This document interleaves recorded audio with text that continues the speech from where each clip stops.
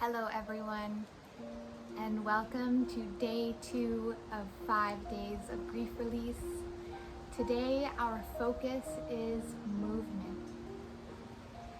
Here we are building on the foundation of breath work and connecting our breath with our movement.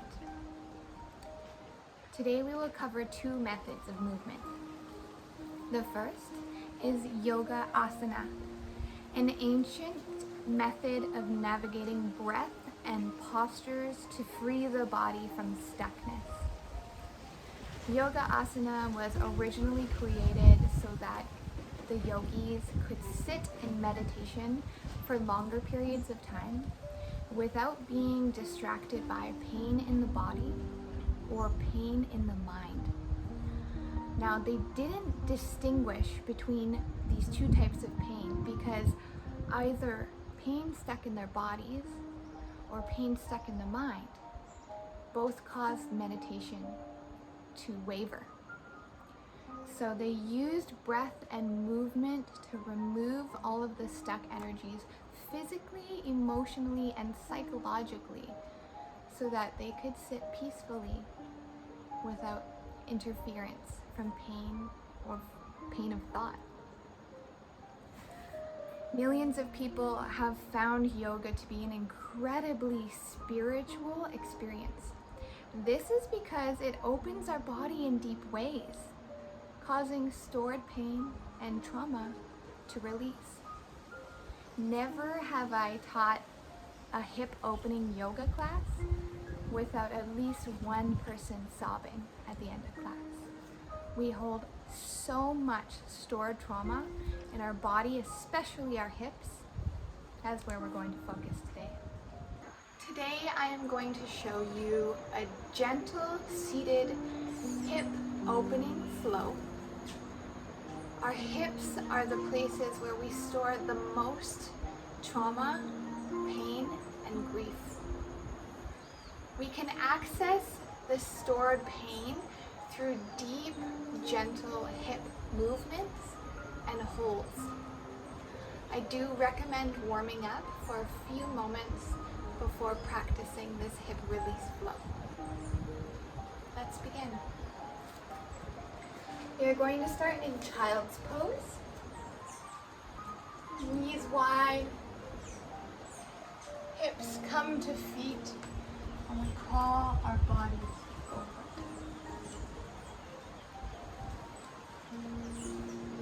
From this place, you just want to gently wiggle your hips back and forth, opening them up, moving them from side to side. This gentle rocking really allows for so much stored pain. We're going to begin by looking forward and crawling our fingers as far forward as they can go.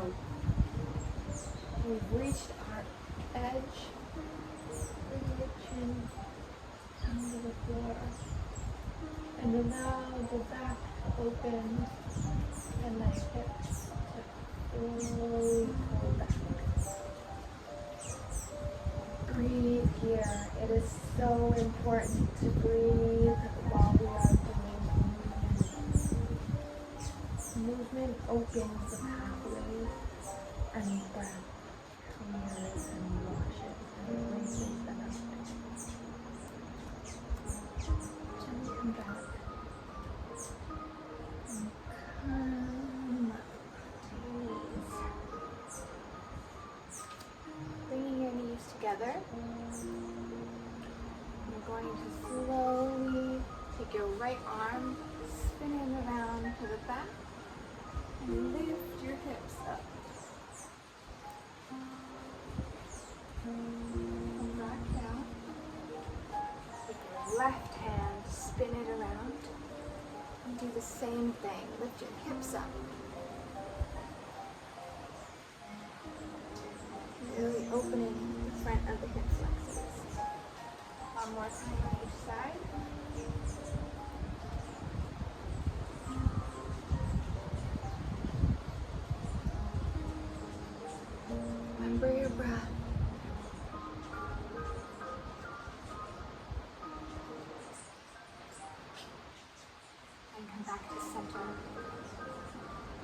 going to crawl forward onto all fours. And this is where we're going to practice some gentle cat-cows. This is where we're going to pull our belly down, hips back, like a cat, and then pull our belly, navel to spine.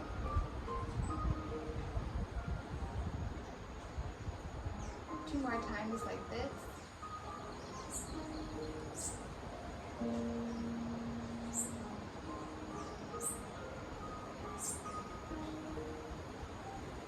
Now we're going to pull our right hip towards right shoulder and left hip towards left shoulder. Again, two more times like this.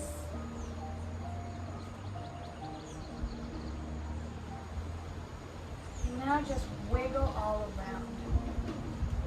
Whichever way your body needs to move to start this small practice off. Warm those hips. Wiggle. We're going to press backwards into downwards facing dog.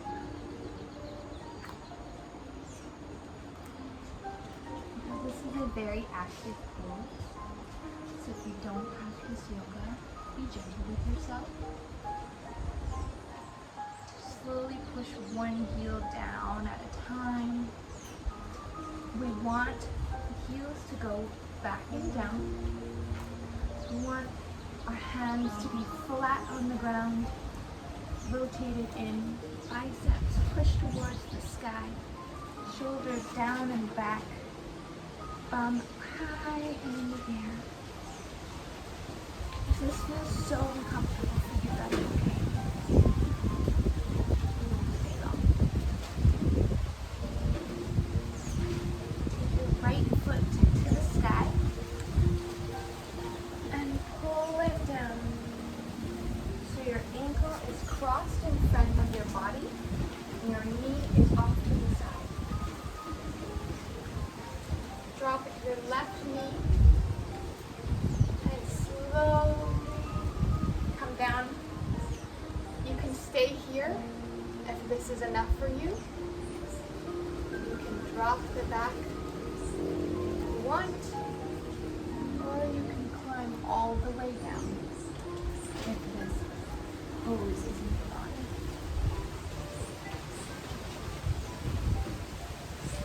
your body.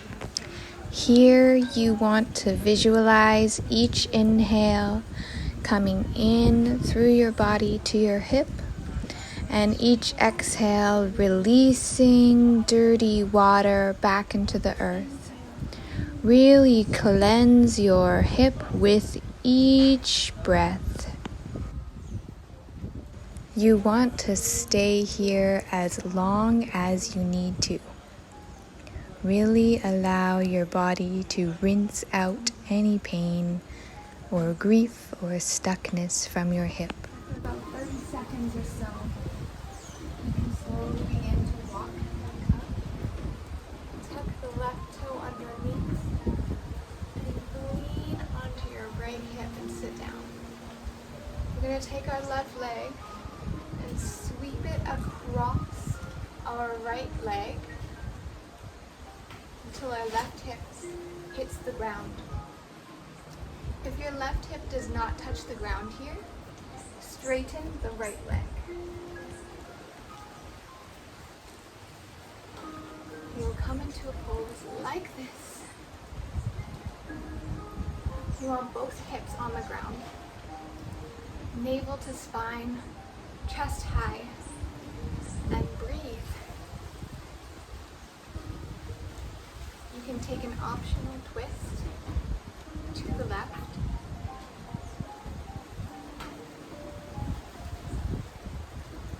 Or if you want to go deeper, fold.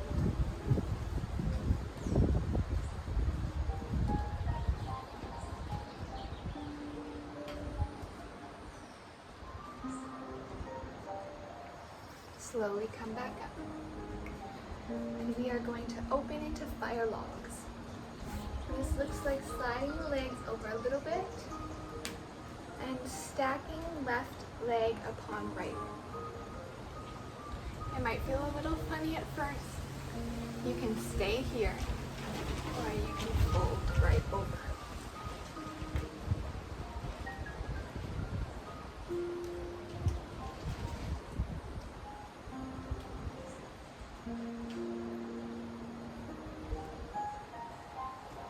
Gently come back.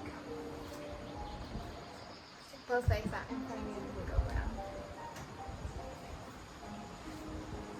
We're going to meet back in downward dog.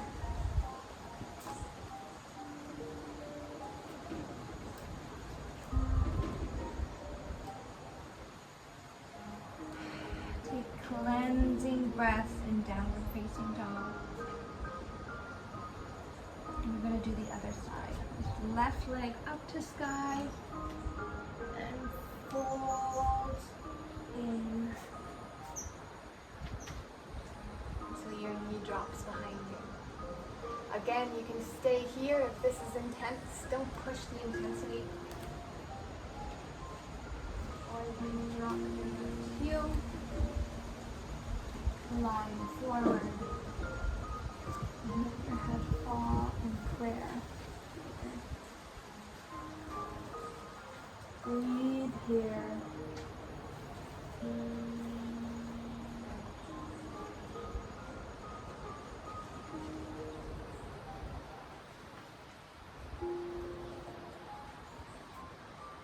Really allow the emotions of your body to flow here. You can be shaky, you can be sad, you can use your breath and thought to move these emotions through the long channel of your side body. When you're ready, lift your back knee and drop onto your left hip. Grab your back leg and swing it around until your right hip reaches the ground. Again, if your hip does not touch the ground, straighten the bottom leg.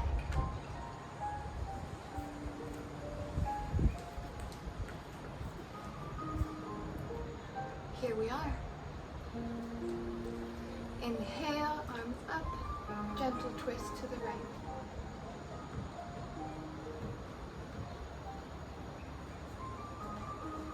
Come back to center and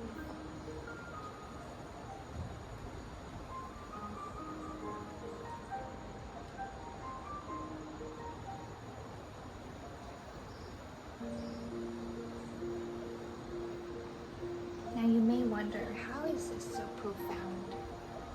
But simplicity is profound. When we can allow our body to gently release, it can create so much space for healing. We're going to open our legs up into fire logs pose. Again, ankle comes to the crease of the knee and just falls down. It'll feel a little awkward sitting up, but as you fold, the hips move into place.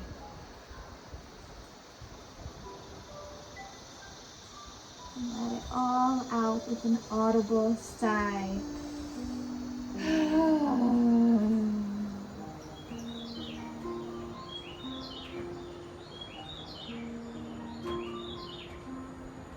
Pull back up. Straighten both legs.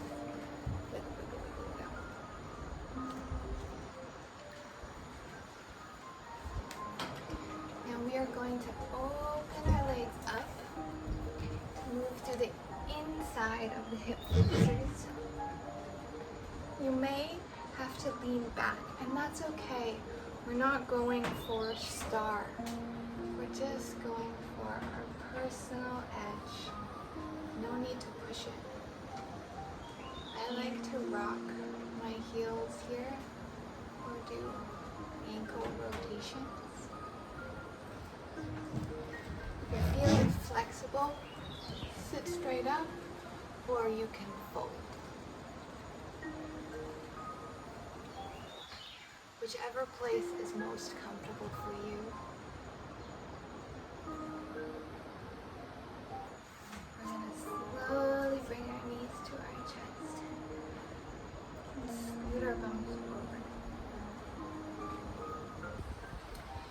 going to pull our knees into our chest and rock back and forth, really massaging deep into our hips.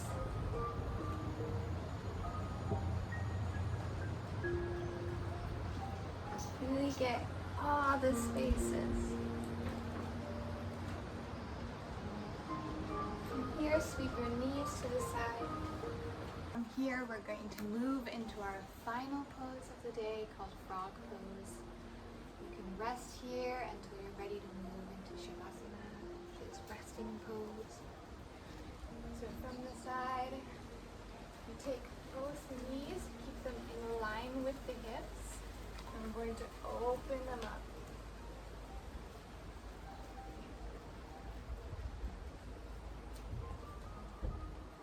And rest your ankles on the ground. And fold forward and push the hips back. You can rest here for as long as you need. I recommend taking at least 3 breaths.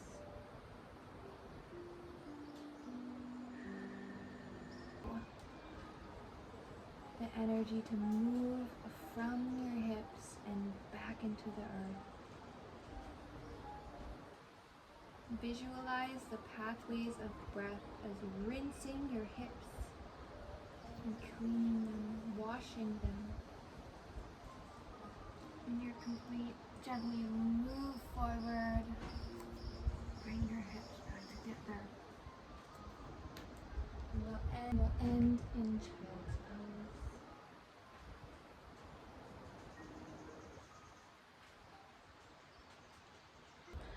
Now you might think, how is this so profound? Well, when we move in subtle ways, it can really increase our body's ability to have space. And when we can find space within our hips, within our joints, within our muscles, we create movement, space for movement to flush out energies. Things that are stuck rely on tight, boxed in places. But when we open and move and release, that stuckness can't hide in the space. So it too moves. I hope this was helpful for you today. The second type of movement we will be experiencing today.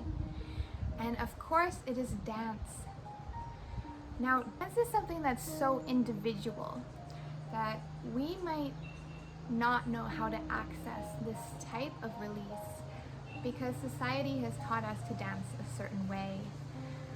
But I'm asking you today to go to a space where no one can see you, no one can judge you. It's best if no one can hear you, because you want to have this experience with your own self. We're visiting our internal world here and moving through so much. We don't want to worry about the external world while we're practicing this grief release. This is for us. The type of dance that I'm going to show you today is called 5 rhythms. Now, it is a type of dance created by a woman who was exploring the different types of rhythm and how they are intertwined with the type of emotional release we feel while listening to this type of music. It's a highly individualized process of getting to know your own body through listening to emotive music while dancing. The importance lies within the focus of the dance. Through this technique, we focus on specific experiences and emotions and feel how our bodies want to move to release. Of course, you can choose any type of dance that feels best, but discussing this technique is helpful for releasing stored emotion.